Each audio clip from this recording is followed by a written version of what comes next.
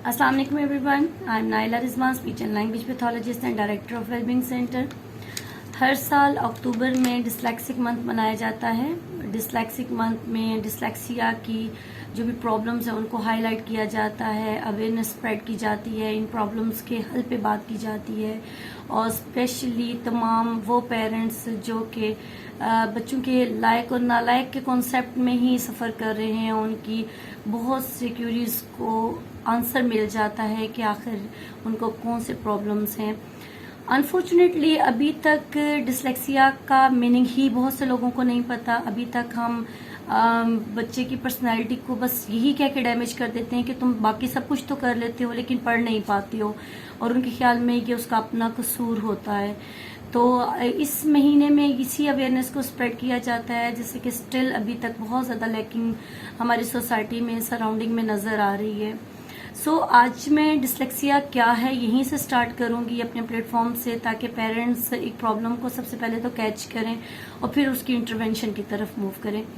सबसे पहले मैं बताऊंगी कि dyslexia basically basic language problem है, जिसमें बच्चे की रीडिंग, राइटिंग, स्पेलिंग इश्यूज बहुत ज़्यादा होते हैं, बहुत ज़्यादा प्रॉब्लम उससे फेस करनी पड़ जाती है।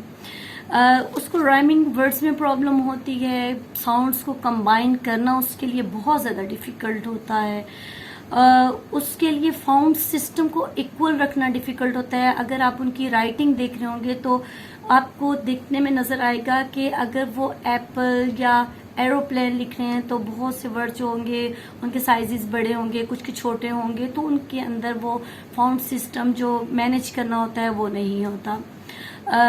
बोर्ड से कॉपी करना बड़ा प्रोमिनेंट एक पॉइंट होता है जिसमें वो प्रॉब्लम फेस कर रहे होते हैं, और ये बहुत प्रोमिनेंट कंप्लेन होती है। मिरर राइटिंग होती है, मिरर राइटिंग बी, अगर बी का रुख इस साइड पे है तो वो इस साइड पे मोड़ेंगे, 9 का रुख अगर इस साइड पे है तो वो इस साइड पे मोड़ेंगे, 3 अगर ऐसे लिखना है तो वो ऐसे लिखेंगे।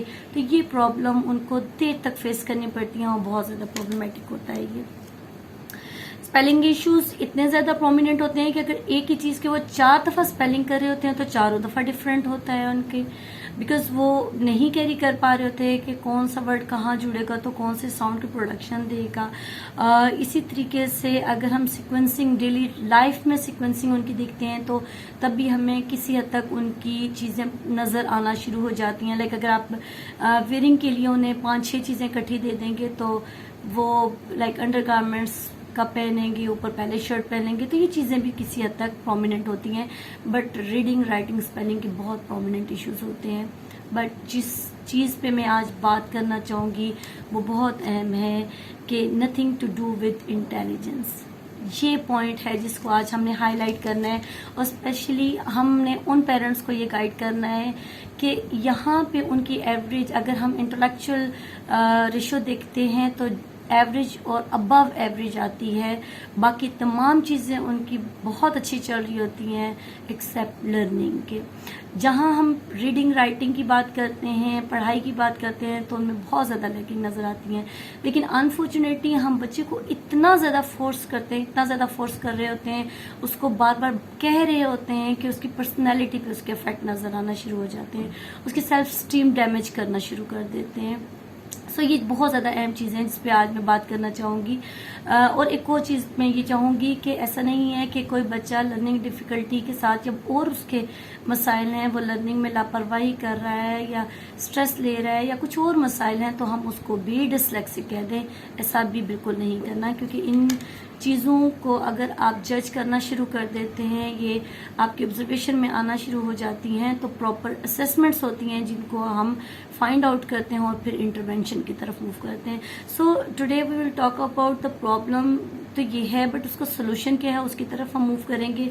सबसे पहले तो हमें इस मंथ में, जैसे कि मैं अपने प्लेटफॉर्म से भी और तमाम प्रोफेशनल्स भी इस मंथ में बहुत ज़्यादा अवेयरनेस स्प्रेड करते हैं कि टीचर्स को अवेयर करें कि अगर आपको ये प्रॉब्लम किसी बच्चे में नज़र आती है तो टीचर को ये शौर होना चाहिए कि वो उसकी सोच इस तरफ जाए और वो पेरेंट्स को अवेयर करे और पेरेंट्स को काउंसिल करे, गाइड करे, बिकॉज टीचर बहुत अच्छा ये चीज़ें जज कर सकता है।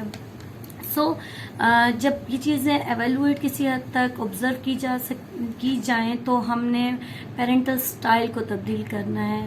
پیرنٹل سٹائل کو تبدیل کرتے ہوئے ہم نے انٹرونشن کی طرف موو کرنا ہے, بیکاز ان کے لیے بہت سی ایڈیشنل چیزیں ہوتی ہیں, بہت سی ریمیڈیل تھراپسٹ ہوتے ہیں یہاں پہ جو کہ ان کے ساتھ ورک کرتے ہیں اور ان کے اسپیلنگ اور ریڈنگ رائٹنگ کو ڈفرینٹ اسٹیپس میں ڈیوائڈ کر دیا جاتا ہے تاکہ وہ ان کو ایزیلی لرن کر سکیں. اپروپریٹ وے میں ان کو مینیج کرتے ہوئے ان کو ہم آگے لے کے جا سکتے ہیں. سو اگر ہم یہ سمجھتے ہیں کہ ان بچوں کے ساتھ کام کرنا ناممکن ہے تو ایسا نہیں ہے, بس کوشش یہ کرنی ہے ہمیں کہ اپروپریٹ ٹائم پہ ان کا ڈائگنوزس کی طرف آئیں اور ہم نے رجوع کرنا ہے اپنے پروفیشنل سے. بہت سے ملٹی سینسری ایکوپمنٹس ہوتے ہیں, ٹیکنیکس ہوتی ہیں جو انٹروڈیوس کرائی جاتی ہیں, آڈیو بکس ہوتی ہیں جو کہ ان کے لیے بہت ہیلپ فل ہوتی ہیں, اور سافٹ ویئر بہت سے ایسے ہوتے ہیں جن کے تھرو ان کی لرننگ کو مزید پروموٹ کیا جاتا ہے اور ہیلپ فل بنایا جاتا ہے. سو ہماری اس ڈبیٹ میں صرف اور صرف اویئرنیس پھیلانے کا مقصد یہ ہے کہ ہم نے بچے کو لیبل نہیں کرنا, ہم نے انٹرونشن کی طرف موو کرنا ہے, اور انٹرونشن کی طرف موو کرتے ہوئے ہم نے اس کی فیوچر کو ٹارگیٹ کرنا ہے ایز کمپیئر ٹو اس کی پرسنالٹی کو بھی ڈیمیج کر دیں. سو ہوپ سو ہماری اس چھوٹی سی ڈسکشن سے آپ کو ضرور فائدہ ہوا ہوگا. فردر ہم یہی چاہیں گے کہ ہم ڈفرینٹ اسکولز میں جا کے یہ ورک شاپس کنڈکٹ کریں تاکہ ہر ٹیچر کو وہ سمپٹمس پتہ چل سکیں. تھینک یو سو مچ. اللہ حافظ.